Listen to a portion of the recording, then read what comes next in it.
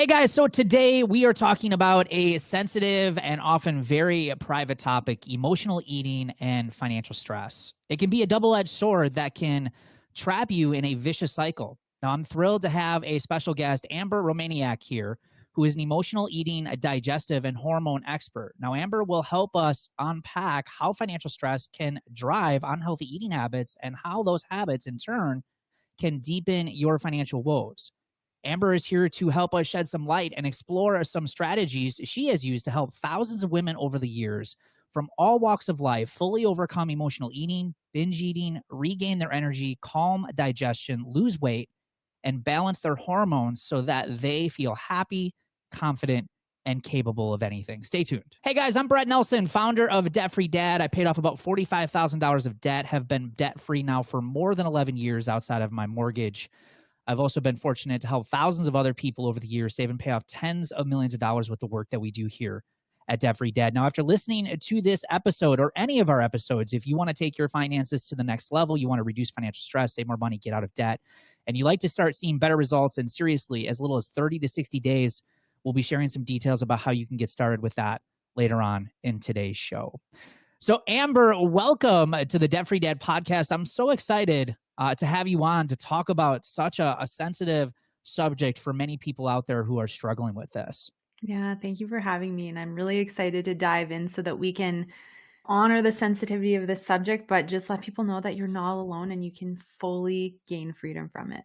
Yeah, and I think that's so important to say. I hope you can speak to this because, eating disorders and people who struggle with these types of things, it can be a very private and almost like this secret thing that we keep because we don't want people to know. And obviously, you can shed light on why those things are. But from a financial standpoint, I also see a lot of people doing that with their finances where, Mhm.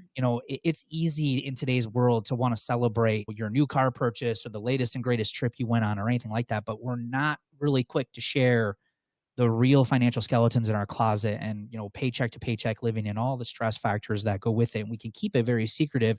And I love that's what you're doing with your podcast and what you do. And you're opening the door and shedding some light on this very much like we are on the financial side. So it's just a pleasure to be able to have you on. And you can share a little bit about your podcast coming up because you've been doing this way longer than us even, which I think is awesome. But can you share real quick, Amber, and give our audience a little bit of maybe some background on how did you get into this and helping so many people overcome this challenge? Yeah. So for me, it was through struggling with it myself. So I unconsciously was emotionally eating through my whole upbringing and didn't even realize it. And I think we all have different defining moments that will push us into self-sabotaging behaviors. And so for me, I got bullied when I was 5 by the older boys on the bus and got called fat and ugly. And I took on that identity for the next like 20 years of my life and really Wow. went into chronic dieting. My mom had was diagnosed with multiple sclerosis before I was born, and so for her, that was like just such a shock and such a difficult thing for her to process through. So she was a food addict. I just didn't know it until I healed my own and had reflected back. So there was a Yeah. lot going on. Um, and I heavily started destructively binge eating in my early 20s. I'd lost weight really fast and then couldn't attain it anymore. When you heavily restrict and you overexercise, you can only maintain it for so long before things flip the other way. And so for me, I was binge eating to the point where I would lose control until I was so full I was sick. And I went through a period of binging and purging for about Yeah. 6 months. And it was just a full blown food addiction for me where I was just 24/7 asphyxiated with thinking about food, planning my next binge or planning my next diet and restriction. How am I going to get the weight off that I just gained? Oh my gosh, I just gained another 30 pounds in the last 3 months. Now I've got to try and fix it. And so I went through that back and forth. And that's where in my bio, like, I'm not kidding when I say I lost and gained over 1,000 pounds in 5 years because I was up and down Yeah. 30 to 50 pounds every 3 or 4 months, which is very unhealthy for your hormones and your blood sugar and your metabolism and all these other things and your mental health. And so it was through me having my low point moment, which, yes, when you're emotionally eating, you're binge eating, you have any form of emotional relationship with food, we carry a lot of shame and guilt and embarrassment because we think I should have control. Why can't I just have willpower? I should just be able to have a small amount of this. Or there's shame and embarrassment around if weight gain happens. We Yeah. don't want to be seen. We feel unworthy. We don't want to be judged. We don't want to be compared. And so it's a very tender, vulnerable subject that I totally respect because you just think that you should be better than what you're doing, even though it's got nothing to do with being better than what you're doing. It's the fact that emotional eating, food addiction, binge eating, whatever may be going on for you, is a very complex and multi-layered behavior that willpower or a diet or trying harder with clean eating is not going to resolve, because it Yeah. stems from a level of unworthiness, and it stems from all kinds of things going on in the brain and patterning and low mood hormones. And so you're chasing a dopamine high. Like, we can dive into whatever you want, but through my low point moment, which was where I essentially was to the point where I was eating out of my garbage can, this is what I needed to happen for me to have a wake up call and go, holy crap, like, I can no longer keep doing this. I'm eating out of my garbage can. Like, this is a serious issue. Yeah. So I can relate to anyone who's going through this, to just reaffirm you're not alone. I've been there. I totally get what it feels like to be just at such a low point and such a kind of dark moment. But what came out the other side and through healing was realizing, wow, there's not a lot of in-depth support out there for women. There's not a lot of people that understand and can have the compassion and empathy and hold such a safe space of non-judgment, right, Yeah. to help these women heal. And I have the brain of the recovered addict. I know what it's like physically, chemically, physiologically, emotionally, energetically, monetarily, right, to be going through this experience. And so it was so easy to go, this is why I'm here. And this is why I went through this experience, because I'm meant to help others heal it. And of course, with the money piece, like, I spent 50 grand in 5 years on binge eating, quick fixes. I dropped 5 grand on a personal trainer that I didn't have, thinking that was going to fix everything, quit going after 3 sessions, right? Like, we think that the external, like, diets and exercise and those things are going to fix this, but it doesn't. And we can end up spending a lot of money on these things because it's a comfort zone. It's familiar. It's what Yeah. we know, versus we will hesitate investing in the true healing because it's uncomfortable and unfamiliar and we don't know it. Yeah. Yeah. So that's, yeah. You're absolutely right. I have someone close in my life that struggles with this as well, and I think that's the thing that was so shocking to me is how much little education there is around this whole subject of eating Hmm. disorders and emotional eating and things like that. So, I guess answer that question. You've helped thousands of women go through this, and I do want to talk a little bit more about the financial side of things too. But I mean, at what point does someone recognize that they have like a real problem with this? Because it's the same thing with finances. Like, I think we live in such a society that is such debt driven, consumer driven, Mm. spend, spend, spend. You only live once. Some people just don't even realize, like, there is a different way. Like, Hmm. there is a different way where you can manage your finances with less financial stress and less worry and be more content and have more happiness in your life if you don't follow what the herd is doing. So is Yeah. there some of that that's happening with the eating side too, where people just maybe just don't know that they're having an issue, or what's your expertise with that?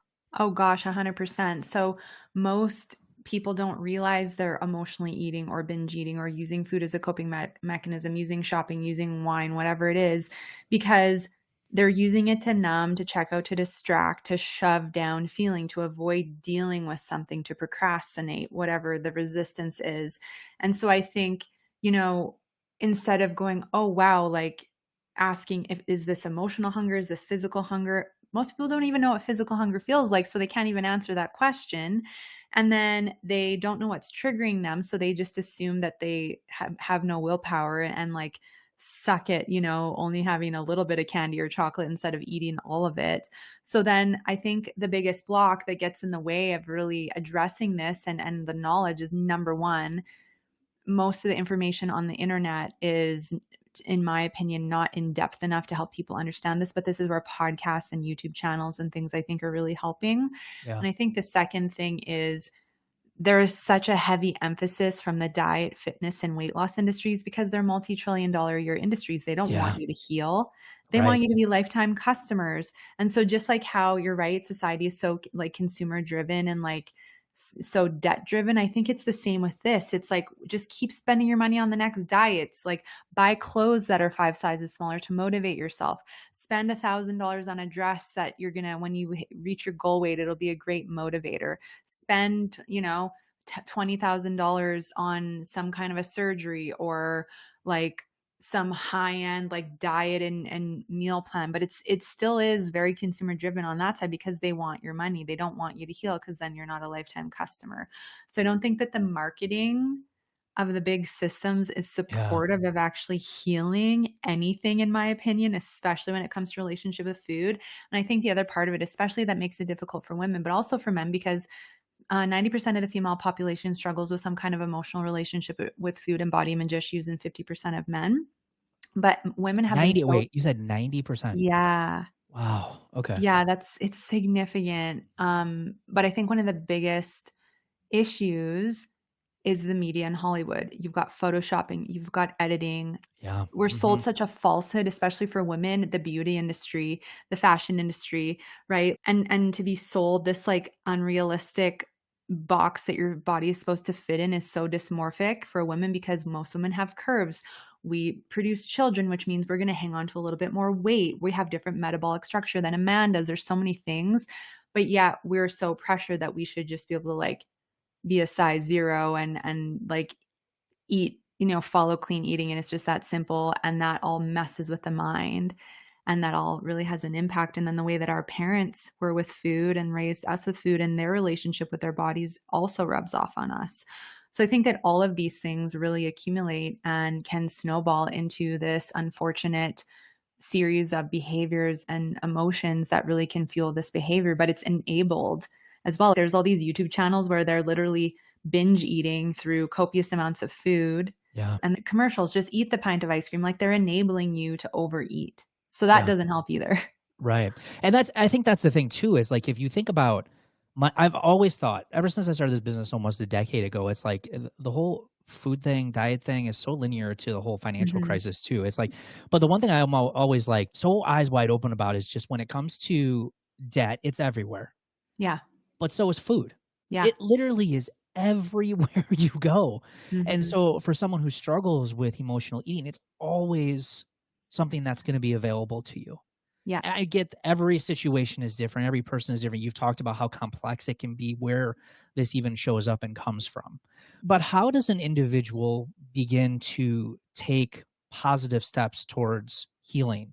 Whether it be maybe even on their own or maybe Mhm. seeking out like the help of a professional. But because it is such a complex thing, how does one even kind of, from a mindset standpoint, like walk through that journey?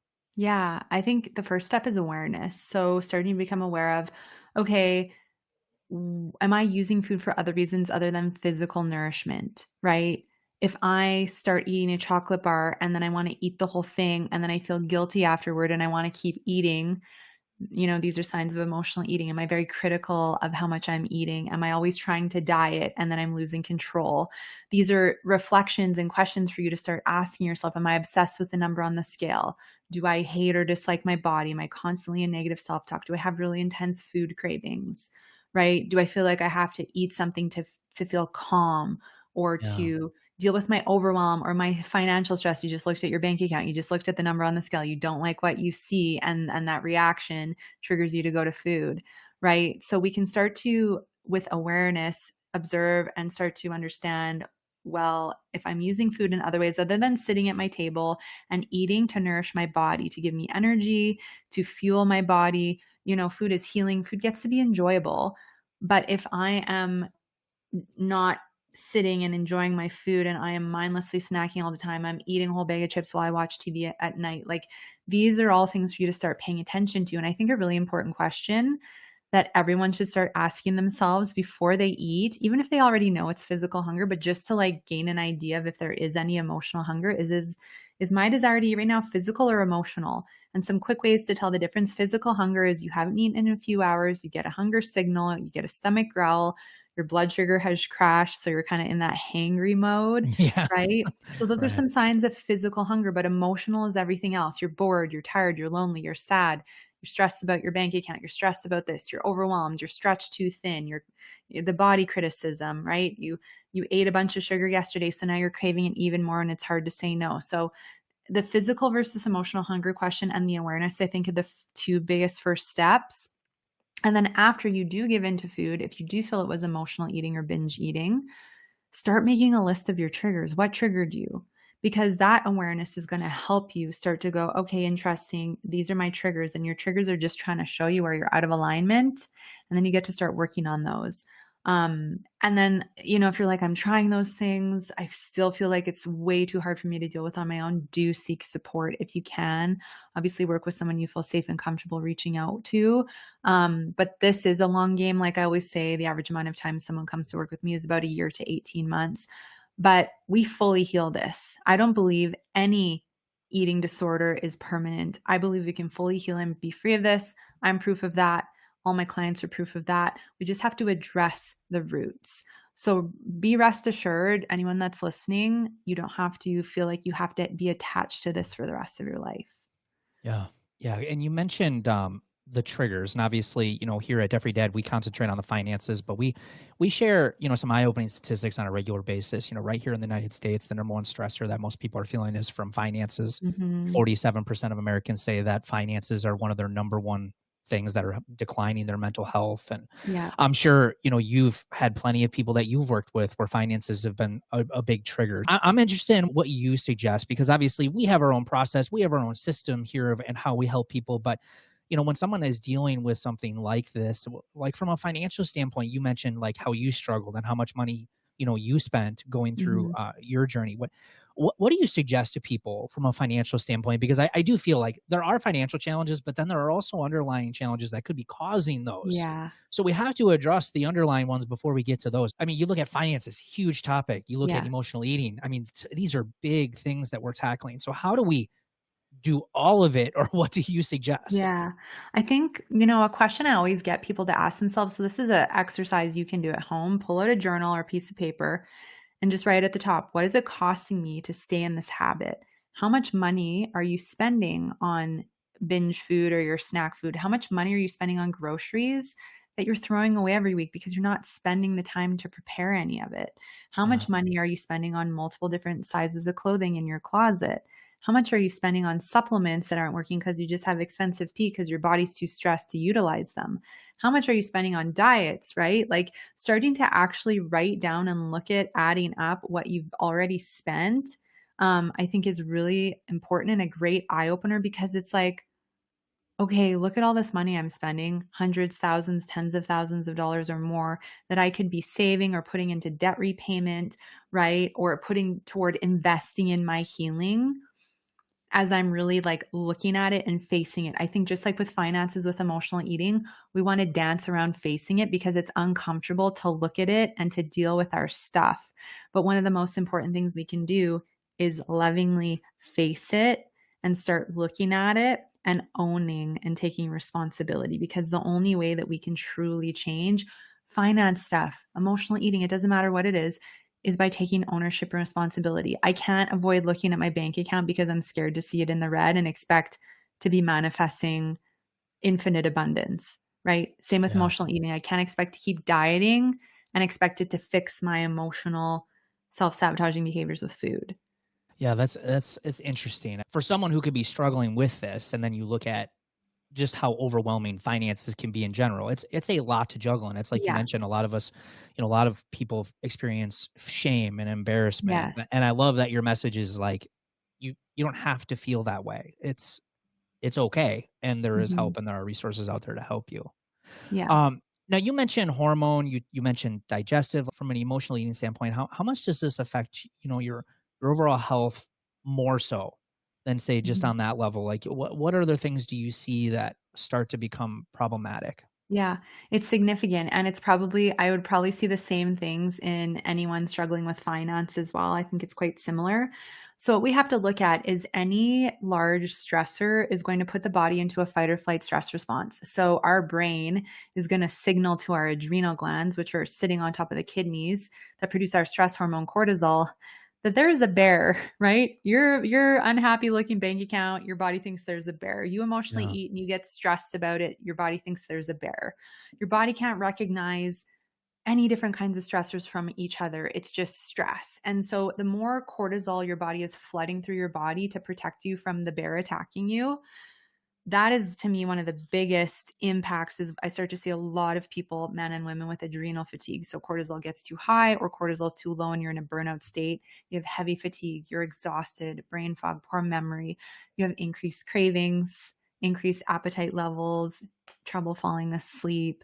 And then if we don't deal with this, it can domino into thyroid issues and your metabolism is significantly impacted. It's easier to gain weight. And then the weight body battle with that and the dieting and then the binge eating, right? Like, so hormone imbalances will amplify emotional eating and binge eating behaviors because we have a lot more symptoms. We are frustrated with our body, thinking our body's out to get us. We're more reactive. We're more emotional because we don't feel like ourselves.